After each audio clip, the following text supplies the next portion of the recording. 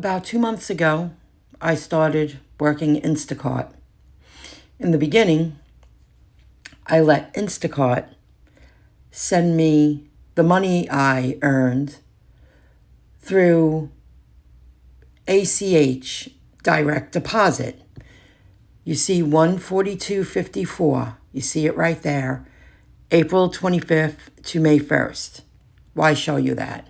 I'm setting up my QuickBooks Self-Employed. As you can see, it says Stripe, MC, Michelle Caesar, 142.54. I have that set that when I receive a direct deposit from Instacart, it automatically categorizes it under income within my QuickBooks Self-Employed account. Now I set up my Instacart account to receive cash out fast. They charge 50 cents. Say I work today, I do 3 shops. If I want to cash out with a small fee of 50 cents, they'll send me my money. Let me see here. May 12th, I'm looking for. And May 12th, I cashed out $129.76. Let me see here.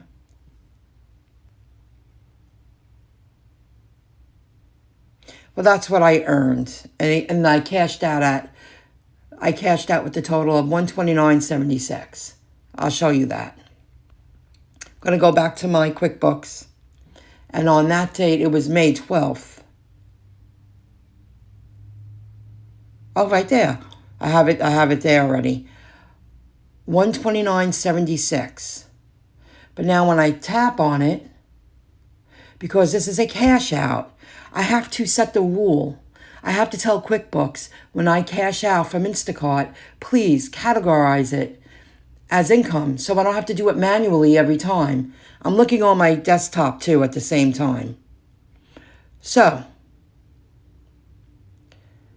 what I'm going to do here is I'm going to Money Send, Michelle Caesar. I'm going to say business, underneath category income, and I want to create the rule. This doesn't change any transactions you already sorted. Okay, I understand, but why am I creating this rule right now? Let me see what advanced mean. Only apply to exact matches, yes. To matches from checking. Well, I have a set like this. I know what works. I'm going to confirm.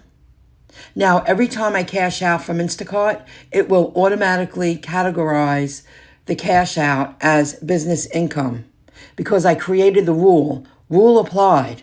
You see that? Save. That's how you set up rules.